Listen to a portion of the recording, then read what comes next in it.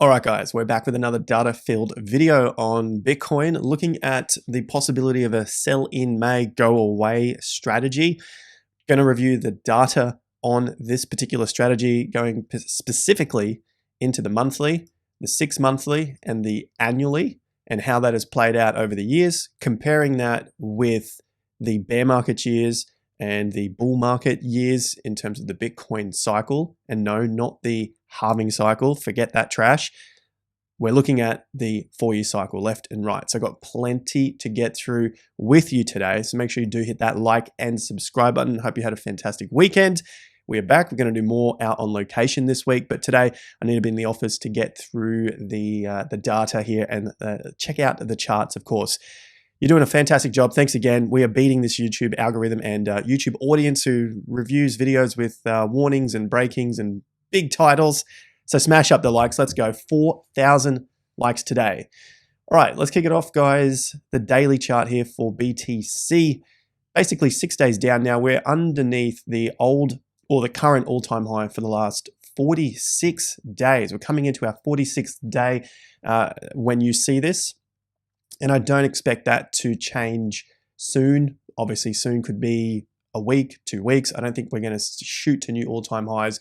If it was to happen, I don't think it'd be that sustainable. So this is where we've come from, these tops. This is my take on reviewing history, studying the past to forecast the future. I've got plenty of receipts going back to April and March at the peaks. And you can see a lot of the comments around that time when we were at that peak in March were having a go at my analysis, suggesting that the market had to continue up in light of the halving and all that sort of stuff. And obviously that hasn't been the case. However, we still have not collapsed. We've basically been churning sideways between 60 and 70K. So on the short-term review here, before we get into that data, essentially that was the peak there in around mid-March, where almost every single influencer was looking at 100 grand before halving because of the on-chain analysis, because ETFs were buying, because halving was coming up, because you name it, it had to keep doing what it was doing.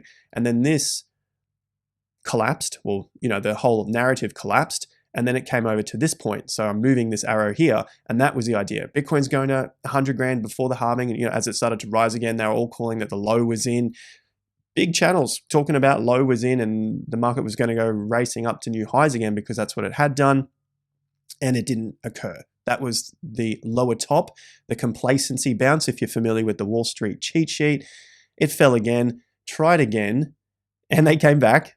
100 grand before the halving, all this sort of stuff. That was early April, but that was the fake out. So we got a fake out. We looked at that $72,500 level specifically, and Bitcoin faked out above it and then came crashing down from that point again, taking out this next low. And so that basically cemented this sideways trading range for Bitcoin throughout the course of March and now April. And so April, we got 24 hours to go for the monthly close. I think will probably turn into a red month. I don't think there's too many people that would say otherwise. Again, just looking at this data here, we're in a red month. We're down about 12% on the month. And basically from that point, we had the fake out, market collapsed. We had the halving, which was, in the scheme of things, a non-event for the timing. It was a lot of hype leading into the event, and basically a month before it, we got the top. So the 14th was the top, and then the 20th. So basically 5 weeks before the halving is where the peak interest died off. Then we had another 50% rejection multiple times. So that's what we're looking at there. And then there, that was a 50%, roughly 67K, 66.5K. And now we are down from that rejection yet again, just like it rejected on the 15th of April. So now it leads us to present day, where we currently sit on this $63-ish thousand level. As I talked about in last week's videos, was going to be a critical area for Bitcoin because you saw a lot of action take place in mid-April leading into that halving, and now we find ourselves way back down to that level again. So let's kick it off from here before I get into my opinions on my own analysis later in the video. First up, what is the sell in May, go away strategy? It's a trading strategy which recommends investors close their positions in May and walk away from the markets until October. And then you have to specifically buy back the 31st of October, which is your Halloween day for the US. And that is your Halloween effect, which suggests from previous data that the market runs up into Christmas, which gives you that Christmas rally. So you've got Thanksgiving and then you've got Christmas, and the market will run up from that. This year, it might continue to do that. The data suggests that it would. We've got the election coming up, and then more and more money going into the system. And basically, that could happen later in the year. But let's just keep focusing on what we've got so far, where we've come from, so that we can try to forecast where we're going with this. So these were the posts there. If you want to check them out, they're on X. Link to that is in the video description. So you can check out all the receipts, the stuff that we've been talking about from those peaks, the, call it nasty comments. It got very hot and heated at that peak. Markets come down from that point, and things seem like they have cooled off from there. And we've definitely now seen the cooling off on the Google trend words. Don't come at me with the old, no one's using Google to search anymore, AI BS. That's going to take a while to change, and Google is also using AI. So Google trend words are still very, very helpful. If you don't want to use them in your own analysis, go for God, don't use them. But this has been very, very helpful. And look at that peak interest came the week before the all-time high. And then the all-time high week was just under that top. So you had a lowering of interest. Google Trends, of course, people aren't searching Bitcoin as much. And we ran into that peak at the top here. So this was peak search term for Bitcoin. All-time high came the week after. And now basically the search term has absolutely died off from here. Back down to 20 on the reading here, which takes us back to previous levels that we saw after the ETF, and then all through that grind of 2023, of that 7-month accumulation range. It's not all bad news. This is not bad news at all, okay? It's fantastic for the bull market because we are getting rid of all the nonsense that came through at the peaks back in early March, and also all the nonsense that came through, just the hysteria, not necessarily nonsense of the fundamental events of the ETFs, but the hysteria. You need to get rid of that hysteria. The search term has died off.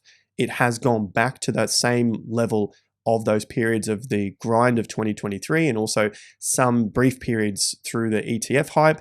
That's just a fact. That's not my opinion. And you can see the excitement has died off. Now, I said it's not all bad news because, again, just looking specifically at the price chart, the Bitcoin price is still at the levels that it was when it had extreme hype.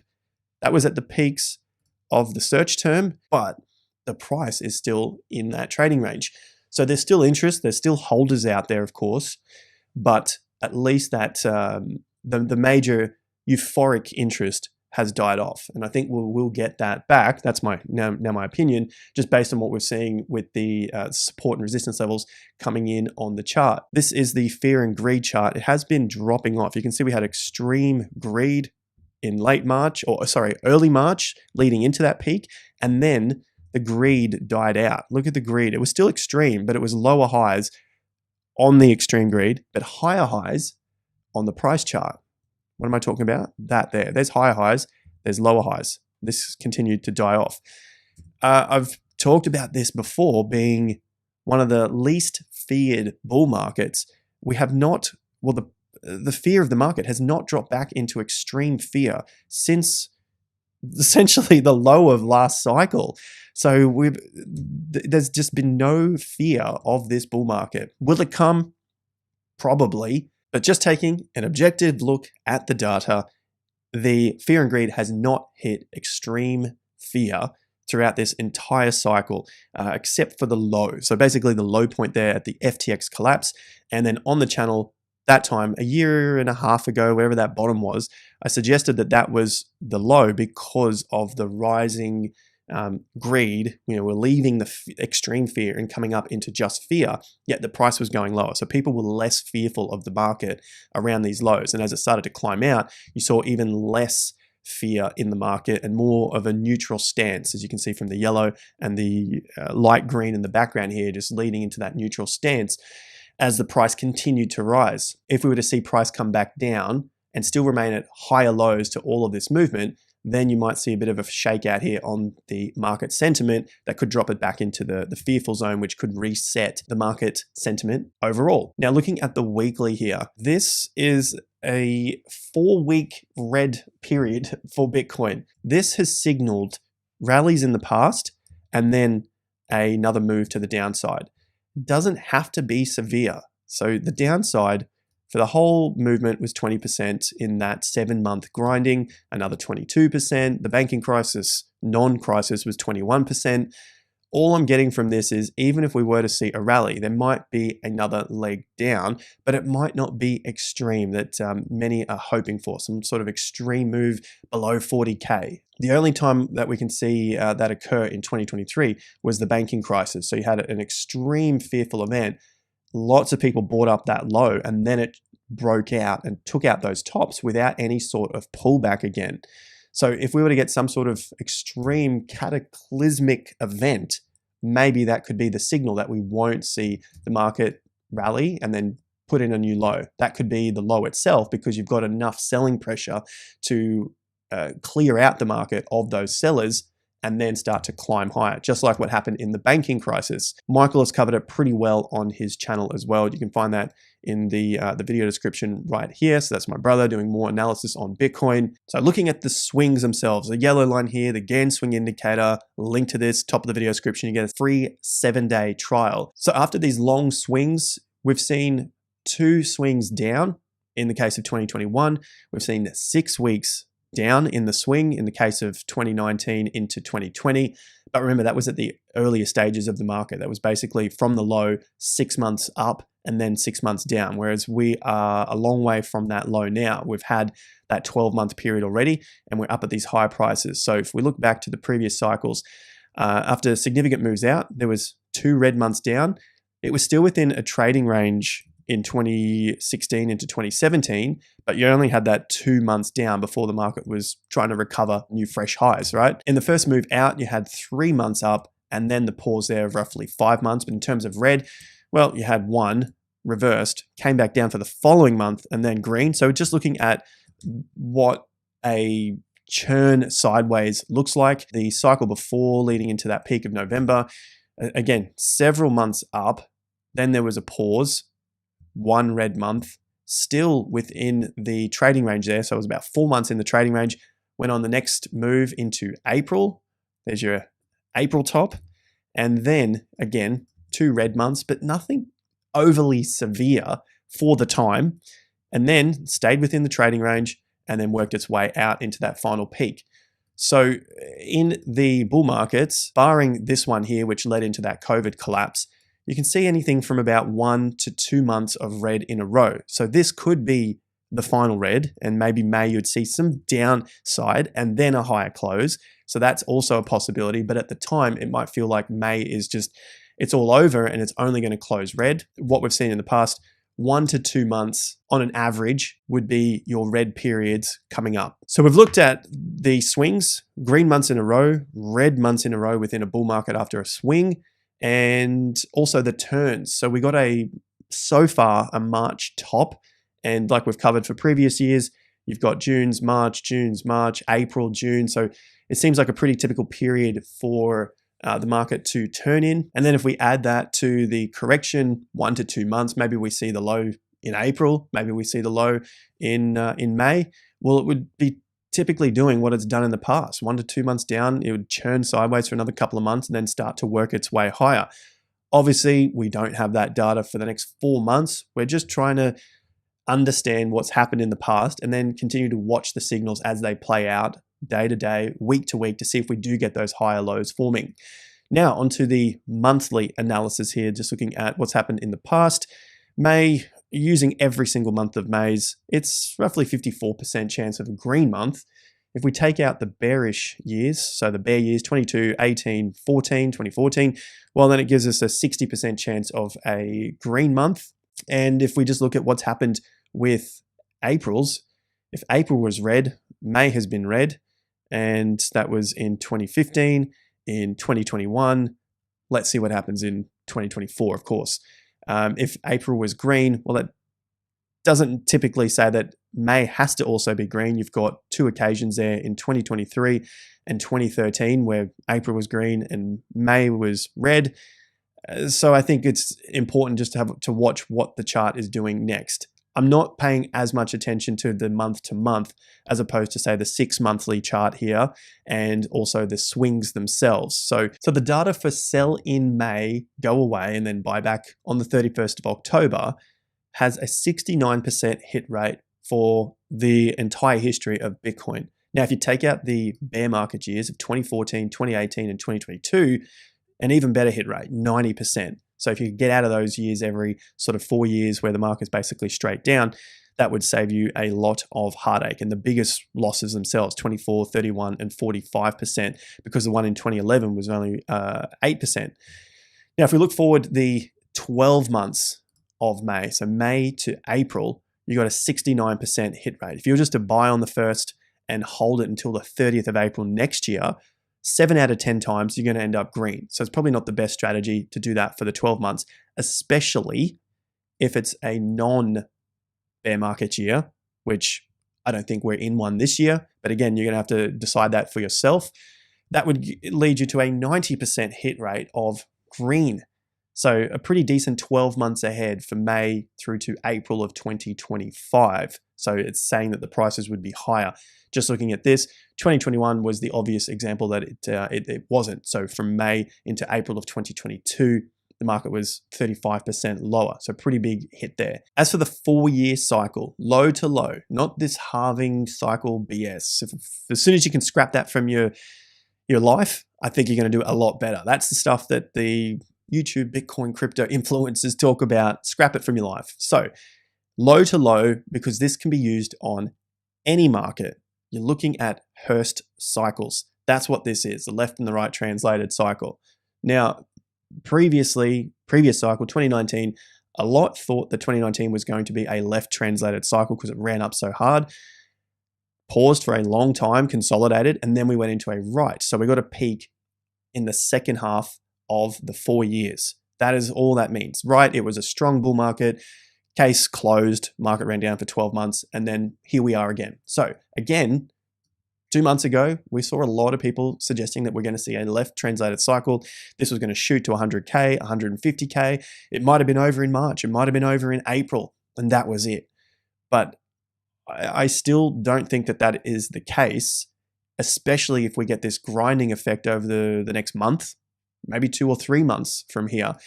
Just looking at the previous cycles, you can see we had 5 months, 5 months, 5 months, 4 months in a trading range. There's going to be a lot of emotions up and down, but by the time we break out of those tops, it could be June, it could be July, it could be August, and that would then lead to the possibility of the market running up into this next top, which could happen sometime late quarter four of 2024 or quarter 1, 2025. We have to keep going with the chart. For all we know, it could grind out again and then keep pushing higher till the end of 2025. So I personally would not put a label on this to say that it must be a left or it must be a right, because by the time you get to that stage, if conditions have changed, it's important to be able to be flexible and get out of a position, or be flexible and remain with the trend as it continues higher. So that's a look at the 4-year cycle there. This grinding out at the moment, whether it lasts a month, 3 months, is looking like a very, very healthy thing for Bitcoin to then push higher for this next leg to the upside. Just looking at the breakouts of the 50% levels here. So we've got the 50% of the entire bear market range. Once it breaks out, closes above that level. In the past, we've seen approximately 13 months to the all-time high, 12 months to the all-time high, 10 months to the all-time high. So what does that look like from the breakout bar, which was February, 10 months? So using the shortest period here, that would take us out to about December of 24. So that's where I'm getting that end of 24 date from. And if we were to go something like 13 months from the all-time high, from that breakout of the 50% to the all-time high, that'll take us to about March of 25. So I'm keeping the options open there of that period of quarter 4 to quarter 1, coming up end of 24 or early 25, and then reassessing to see where the market's at. If this thing is ridiculously crazy like it was at the peak here and everyone's thinking it's going to go to 500K or something ridiculous, then maybe it would be time for a bit of a cool off. And then you would see whether the swings start to break down. That would be a very, very big signal that the masses have got it wrong again, and you're probably going to see further downside. In terms of prices, I just want to have a quick look here, something fun to play with. Looking at the total range now. So I'm not wedded to this whatsoever. We're looking at the entire range of the previous bull market projected off the current cycle low, so the current bear market low of November 2020. 50% was at 48.5K, and we saw some resistance there on the ETF news as the market ran up into January. There was a pullback, and now we've seen it break through the 50%. So this is what we do on the short-term basis, but on a macro scale here, using yearly moves in the market. 100% gets us to 81,500. So we're not there yet. We'll have to see how it hits and what type of reaction there is at 81, or does it slice through?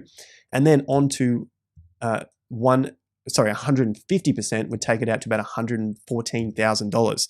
Now a doubling of the entire move projected off this low at 15K would take the market to about 147. So as a rough guide, something like 100 to 150K could be a reasonable price target, but with a big disclaimer, how is it going to respond to those priced resistance levels in the $80,000? That is the disclaimer on these moves to get to 100 to 150. I know it is way under what a lot of people in the Bitcoin space look at, but I like to keep it a little bit more sensible and not go off the deep end with $1 million Bitcoin calls. That could be many cycles away. I don't expect the $1 million Bitcoin to be in this cycle. And I'm happy to be proven wrong. Of course, I think many people would be very happy to be proven wrong if Bitcoin can get to $1 million. But that aside, I'm interested to see how it reacts to 80 grand sometime later this year, probably the second half of the year.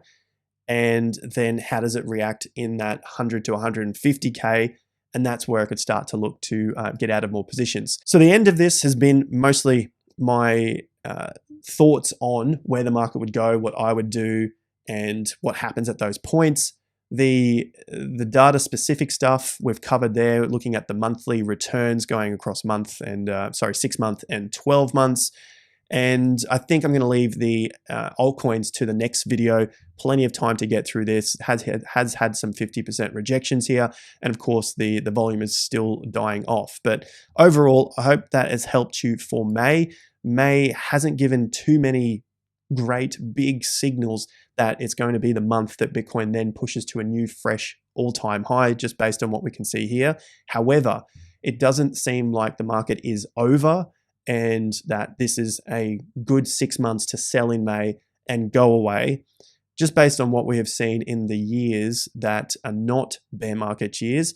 And essentially with the price where it's at, with the rejection and the potential consolidation lasting potentially 2, 3, 5 months from the peak of March, that would suggest that the period in the second half of the year is probably going to be higher than where it currently is right now. So if May opens at 62 or 63,000, what the data has suggested is that we're probably going to be higher than that come October, when the rule says to buy back for the Halloween effect. Of course, I could be wrong. I'm just running off the data here. I'm not willing to sell it all up and then come back in October. The call is entirely up to you. Even if we were to see a pullback, that to me would be the signal to be buying up that dip and then running this thing later into 24 and potentially, hopefully, into 2025. Like and subscribe. We are crushing it, beating the YouTube algorithm and the YouTube audiences. 4,000 likes. I'll see you guys back for another video, potentially out on location again, out at the beach. Cheers again, guys. I'll see you at the next one. Take care and peace out.